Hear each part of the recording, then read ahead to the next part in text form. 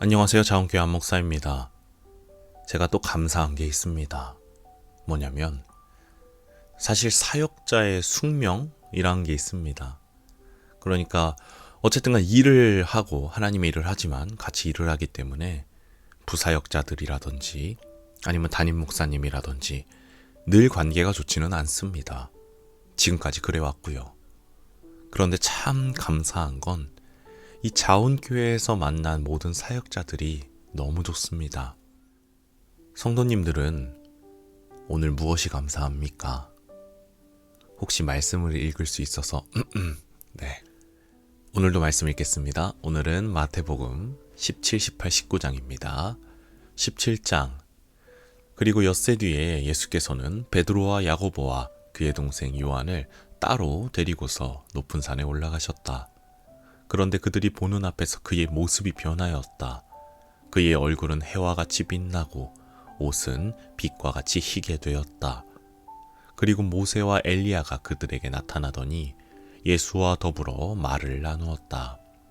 그때에 베드로가 예수께 말하였다. 선생님, 우리가 여기에 있는 것이 좋습니다. 원하시면 제가 여기에다가 초막을 셋 지어서 하나에는 선생님을, 하나에는 모세를, 하나에는 엘리야를 모시도록 하겠습니다.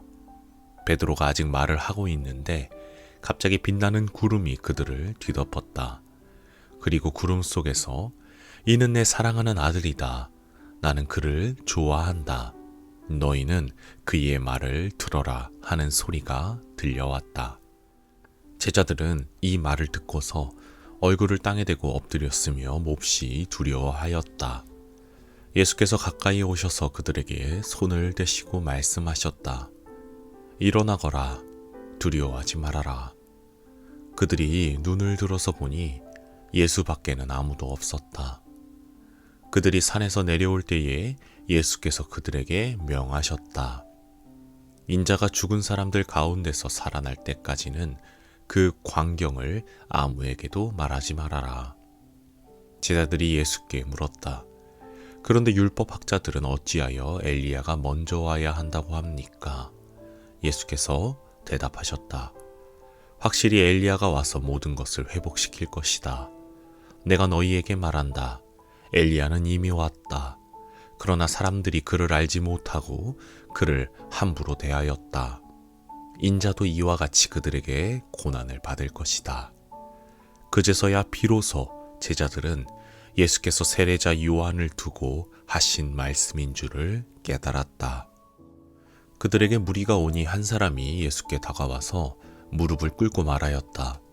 주님, 내 아들을 불쌍히 여겨주십시오. 간질병으로 몹시 고통받고 있습니다. 자주 불 속에 빠지기도 하고 물 속에 빠지기도 합니다. 그래서 아이를 선생님의 제자들에게 데리고 왔으나 그들은 고치지 못하였습니다. 예수께서 말씀하셨다. 아, 믿음이 없고 삐뚤어진 세대여. 내가 언제까지 너희와 같이 있어야 하겠느냐? 내가 언제까지 너희에게 참아야 하겠느냐? 아이를 내게 데려오너라. 그리고 예수께서 귀신을 꾸짖으셨다. 그러자 귀신이 아이에게서 나가고 아이는 그 순간에 나았다. 그때 제자들이 따로 예수께 다가가서 물었다. 우리는 어찌하여 귀신을 쫓아내지 못했습니까? 예수께서 그들에게 대답하셨다. 너희의 믿음이 적기 때문이다. 내가 진정으로 너희에게 말한다. 너희에게 겨자씨 한 알만한 믿음이라도 있으면 이 산더러 여기에서 저기로 옮겨가라 하면 그대로 될 것이요. 너희가 못할 일이 없을 것이다. 제자들이 갈릴리에 모여 있을 때에 예수께서 그들에게 말씀하셨다. 인자가 곧 사람들의 손에 넘어갈 것이다. 사람들은 그를 죽일 것이다. 그런데 그는 사흘째 되는 날에 살아날 것이다. 그렇게 말씀하시니 그들은 몹시 슬퍼하였다. 그들이 가버나움에 이르렀을 때에 성전세를 거두어 드리는 사람들이 베드로에게 다가와서 물었다. 여러분의 선생은 성전세를 바치지 않습니까? 베드로가 대답하였다. 바칩니다.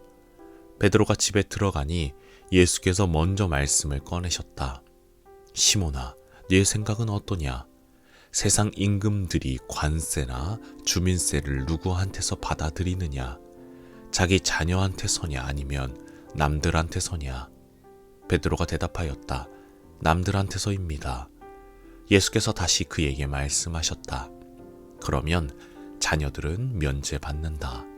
그러나 우리가 그들을 걸려 넘어지지 않도록 해야 하니 네가 바다로 가서 낚시를 던져 맨 먼저 올라오는 고기를 잡아서 그 입을 벌려보아라. 그러면 은전 한 잎이 그 속에 있을 것이다. 그것을 가져다가 나와 내 몫으로 그들에게 내어라. 18장. 그때 제자들이 예수께 다가와서 물었다. 하늘나라에서는 누가 가장 큰 사람입니까? 예수께서 어린이 하나를 곁으로 불러서 그들 가운데 세우시고 말씀하셨다. 내가 진정으로 너희에게 말한다. 너희가 돌이켜서 어린이들과 같이 되지 않으면 절대로 하늘나라에 들어가지 못할 것이다. 그러므로 누구든지 이 어린이와 같이 자기를 낮추는 사람이 하늘나라에서는 가장 큰 사람이다. 또 누구든지 내 이름으로 이런 어린이 하나를 영접하면 나를 영접하는 것이다. 나를 믿는 이 작은 사람 가운데서 하나라도 걸려 넘어지게 하는 사람은 누구라도 차라리 그 목에 큰 맷돌을 달고 깊은 바다에 빠지는 편이 낫다. 사람을 걸려 넘어지게 하는 일 때문에 세상에는 화가 있다. 걸려 넘어지게 하는 일이 없을 수는 없으나 걸려 넘어지게 하는 일을 일으키는 그 사람에게는 화가 있다. 내 손이나 발이 너를 걸려 넘어지게 하거든 그것을 찍어서 내버려라. 내가 두 손과 두 발을 가지고 영원한 불 속에 들어가는 것보다는 차라리 손이나 발 없는 채로 생명에 들어가는 편이 낫다. 또 내 눈이 너를 걸려 넘어지게 하거든 빼어버려라. 내가 두 눈을 가지고 불 붙는 지옥에 들어가는 것보다는 차라리 한 눈으로 생명에 들어가는 편이 낫다. 너희는 이 작은 사람들 가운데서 한 사람이라도 업신여기지 않도록 조심하여라. 내가 너희에게 말한다. 하늘에서 그들의 천사들이 하늘에 계신 내 아버지의 얼굴을 늘 보고 있다. 너희는 어떻게 생각하느냐? 어떤 사람에게 양 100마리가 있는데 그 가운데 한 마리가 길을 잃었다고 하면 그는 99마리를 산에다 남겨두고서 길 잃은 그 양을 찾아 나서지 않겠느냐? 내가 너희에게 말한다. 그가 그 양을 찾으면 길을 잃지 않은 99마리 양보다 오히려 그 한 마리 양을 두고 더 기뻐할 것이다. 이와 같이 이 작은 사람들 가운데서 하나라도 망하는 것은 하늘에 계신 너희 아버지의 뜻이 아니다. 내 형제가 너에게 죄를 짓거든 가서 단둘이 있는 자리에서 그에게 충고하여라. 그가 너의 말을 들으면 너는 그 형제를 얻은 것이다. 그러나 듣지 않거든 한두 사람을 더 데리고 가거라. 그가 하는 모든 말을 두세 증인의 입을 빌어서 확정 지으려는 것이다. 그러나 그 형제가 그들의 말도 듣지 않거든 교회에 말하여라. 교회의 말조차 듣지 않거든 그를 이방 사람이나 세리와 같이 여겨라. 내가 진정으로 너희에게 말한다. 무엇이든지 너희가 땅에서 매는 것은 하늘에서도 매일 것이요 땅에서 푸는 것은 하늘에서도 풀릴 것이다. 내가 진정으로 거듭 너희에게 말한다. 땅에서 너희 가운데 두 사람이 합심하여 무슨 일이든지 구하면 하늘에 계신 내 아버지께서 그들에게 이루어 주실 것이다. 두세 사람이 내 이름으로 모여있는 자리 거기에 내가 그들 가운데 있다. 그때 베드로가 예수께 다가와서 말하였다. 주님, 내 형제가 나에게 자꾸 죄를 지으면 내가 몇 번이나 용서하여 주어야 합니까? 7번까지 하여야 합니까? 예수께서 대답하셨다.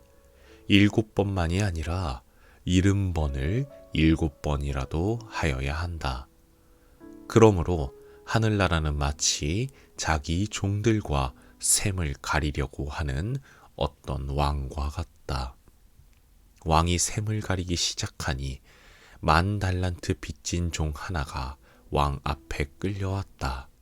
그런데 그는 빚을 갚을 돈이 없으므로 주인은 그 종에게 자신과 그 아내와 자녀들과 그 밖에 그가 가진 것을 모두 팔아서 갚으라고 명령하였다.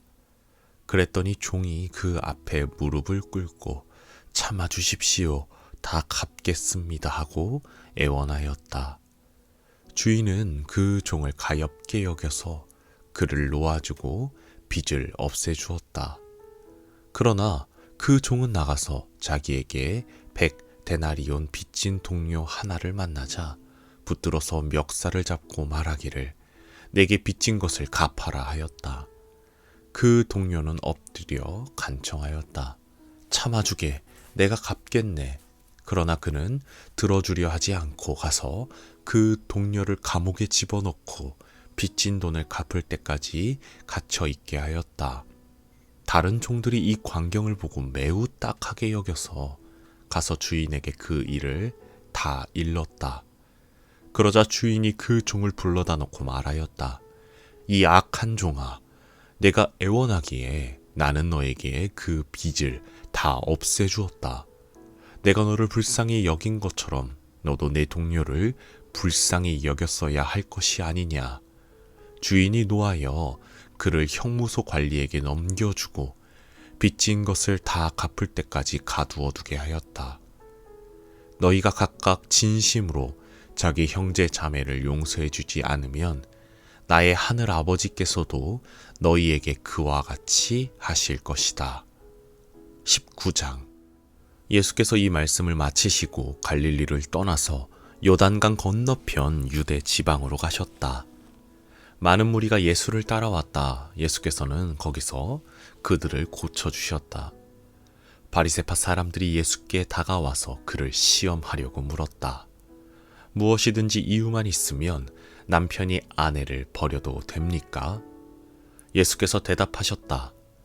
사람을 창조하신 분이 처음부터 그들을 남자와 여자로 지으셨다는 것과 그리고 그가 말씀하시기를 그러므로 남자는 아버지와 어머니를 떠나서 자기 아내와 합하여서 둘이 한 몸이 될 것이다 하신 것을 너희는 아직 읽어보지 못하였느냐.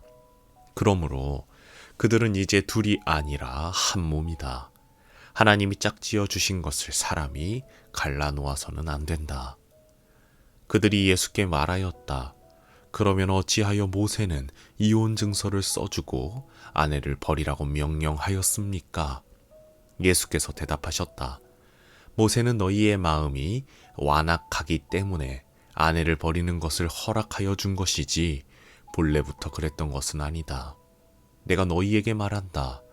음행한 까닭이 아닌데도 아내를 버리고 다른 여자에게 장가드는 사람은 누구나 간음하는 것이다. 제자들이 예수께 말하였다. 남편과 아내 사이가 그러하다면 차라리 장가들지 않는 것이 좋겠습니다. 예수께서 그들에게 말씀하셨다. 누구나 다 이 말을 받아들이지 못한다. 다만 타고난 사람들만이 받아들인다. 모태로부터 그렇게 태어난 고자도 있고 사람이 고자로 만들어서 된 고자도 있고 또 하늘나라 때문에 스스로 고자가 된 사람도 있다. 이 말을 받아들일 수 있는 사람은 받아들여라. 그때의 사람들이 예수께 어린 아이들을 데리고 와서 손을 얹어서 기도하여 주시기를 바랐다. 그런데 제자들이 그들을 꾸짖었다. 그러나 예수께서 말씀하셨다. 어린이들이 내게 오는 것을 허락하고 막지 말아라. 하늘나라는 이런 어린이들의 것이다. 그리고 그들에게 손을 얹어주시고 거기에서 떠나셨다. 그런데 한 사람이 예수께 다가와서 물었다. 선생님, 내가 영원한 생명을 얻으려면 무슨 선한 일을 해야 합니까? 예수께서 그에게 말씀하셨다. 어찌하여 너는 나에게 선한 일을 묻느냐? 선한 분은 한 분이다. 내가 생명에 들어가기를 원하면 계명들을 지켜라. 그가 예수께 물었다. 어느 계명들을 지켜야 합니까? 예수께서 대답하셨다. 살인하지 말아라. 간음하지 말아라. 도둑질하지 말아라. 거짓 증언하지 말아라. 아버지와 어머니를 공경하여라. 그리고 내 이웃을 내 몸과 같이 사랑하여라. 그 젊은이가 예수께 말하였다. 나는 이 모든 것을 다 지켰습니다. 아직도 무엇이 부족합니까? 예수께서 그에게 말씀하셨다. 내가 완전한 사람이 되려고 하면 가서 내 소유를 팔아서 가난한 사람에게 주어라. 그리하면 내가 하늘에서 부활을 차지하게 될 것이다. 그리고 와서 나를 따라라. 그러나 그 젊은이는 이 말씀을 듣고 근심을 하면서 떠나갔다. 그에게는 재산이 많았기 때문이다. 예수께서 제자들에게 말씀하셨다. 내가 진정으로 너희에게 말한다. 부자는 하늘나라에 들어가기가 어렵다. 내가 다시 너희에게 말한다. 부자가 하나님 나라에 들어가는 것보다 낙타가 바늘귀로 지나가는 것이 더 쉽다. 제자들이 이 말씀을 듣고 깜짝 놀라서 말하였다. 그러면 누가 구원을 얻을 수 있습니까? 예수께서 그들을 눈여겨보시고 말씀하셨다. 사람은 이 일을 할 수 없으나 하나님은 무슨 일이나 다 하실 수 있다. 이 말씀을 듣고 베드로가 예수께 말하였다. 보십시오. 우리는 모든 것을 버리고 선생님을 따랐습니다. 그러니 우리가 무엇을 받겠습니까? 예수께서 그들에게 말씀하셨다. 내가 진정으로 너희에게 말한다. 새 세상에서 인자가 자기의 영광스러운 보좌에 앉을 때에 나를 따라온 너희도 12 보좌에 앉아서 이스라엘 12 지파를 심판할 것이다. 내 이름을 위하여 집이나 형제나 자매나 아버지나 어머니나 자식이나 땅을 버린 사람은 100배나 받을 것이요 또 영원한 생명을 물려받을 것이다. 그러나 첫째가 된 사람들이 꼴찌가 되고 꼴찌가 된 사람들이 첫째가 되는 경우가 많을 것이다. 아멘.